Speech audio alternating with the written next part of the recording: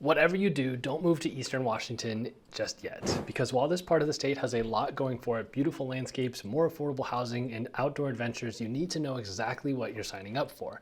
I'm breaking down the 8 biggest things that shock people when they move here, from crazy weather swings to job opportunities to our infamous potholes that could swallow a small car. I'm covering it all. If you're thinking about moving to Eastern Washington, hit the like button and subscribe. I put out videos every week on what it's like to live here. All right, let's get into it. Number 1 is the weather in Eastern Washington really that bad? If you're coming from Western Washington, buckle up because you're in for a weather roller coaster. In the summers, expect highs in the 90s, sometimes over 100 degrees. It's a dry heat, which can be great for those coming from humid areas, but wildfire smoke in the late summer can be an issue. For the winters, Spokane gets around 45 inches of snow per year, while areas like the Tri-Cities barely see any. So depending on where you land in Eastern Washington, winter is either a mild inconvenience or a full-time job shoveling snow. We really had a late winter this year. It happened basically all the month of February. I felt like I was shoveling almost every day. And in terms of spring and fall, they are short but absolutely beautiful. Golden hills, crisp air, and the kind of sunsets that make you pull over just to stare for a minute. If you love sunshine and the seasons, you'll love it here. And if you're allergic to snow and temperature swings, then I would maybe reconsider. Number 2 is, what is Eastern Washington actually known for? Eastern Washington is basically the backbone of the state's agriculture industry. If you ever eaten an apple or had a craft beer, there's a good chance it came from here. Our top industries are apples, wheat, hops, and wine. And if you love farmers markets and fresh local food, you'll be in heaven here. Outdoor recreation is huge. Hiking, skiing, fishing, boating, whether you're at Palouse Falls, Mount Spokane, or Lake Roosevelt, there's always something to do outside. The economy in Eastern Washington is shifting. Healthcare, manufacturing, and energy are growing industries, and remote work is making the area even more attractive to people escaping big cities. Number 3, talking about Spokane, because it is the largest city in Eastern Washington and the second largest in Washington state. Is Spokane as dangerous as people say? Well, let's talk about crime, because I know you've seen a lot of Reddit threads out there wondering how realistic it actually is.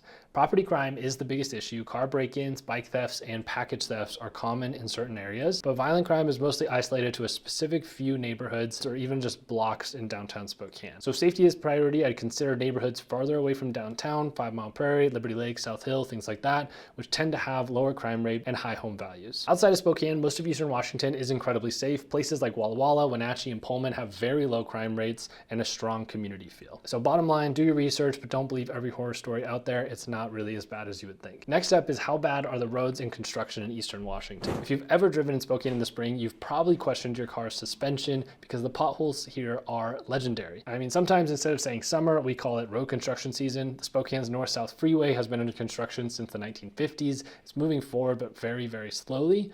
But the good news is traffic is still way better than places like Seattle or Portland, and even on a bad day, most commutes are very manageable. So my recommendation is just invest in good tires. Number 5 is, what is the lifestyle like here in Eastern Washington? Well, life here I believe to be very laid back and community focused. People spend weekends at farmers markets, on the lake, or just hanging out at a local brewery.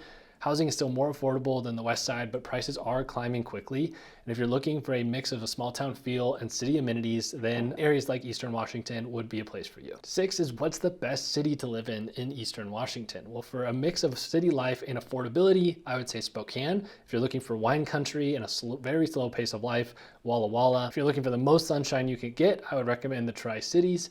And if you really want some small town charm, maybe a place like Wenatchee or Pullman. Wenatchee is growing quickly though, with a lot of West Siders buying vacation rentals or second homes in that area just on the other side of the mountains. Each city is going to have its pros and cons, and so it really depends on what you're looking for specifically. Number 7 is, are there good jobs in Eastern Washington? The biggest industries here are healthcare, specifically in Spokane and Tri-Cities, agricultural and manufacturing jobs. There's a ton of jobs. I would say blue collar jobs in these fields. Energy, specifically hydroelectric, the Hanford site, and then we're getting a lot of aerospace engineering here soon. And then remote work becoming more and more popular, but specifically for people that weren't born and raised here, but are moving here and keeping their jobs from their bigger cities. And now, where would be the cheapest place to live in Eastern Washington? So if affordability is your number 1 priority, I would say places like Yakima or Moses Lake. If you're looking for more of a mid-sized affordable city, Spokane Valley, Kennewick, Pasco, those all have kind of a similar feel, I would say. And probably best value right now is somewhere like Richland, where it has great schools and low crime. But there are also plenty of rural areas with cheap land, but fewer amenities and longer commutes. So it just really depends on how far out you want to be. So should you move to Eastern Washington? If you love outdoor adventures, affordability, and small town vibes with city access, it might be a perfect fit. If you're thinking about making the move, we help people buy, sell, and invest in Eastern Washington all the time, so I would love to have a conversation with you. Schedule a meeting on my calendar at a time that's convenient for you. Subscribe for more Spokane and Eastern Washington real estate insights. Thanks so much for watching. We'll see you in the next video.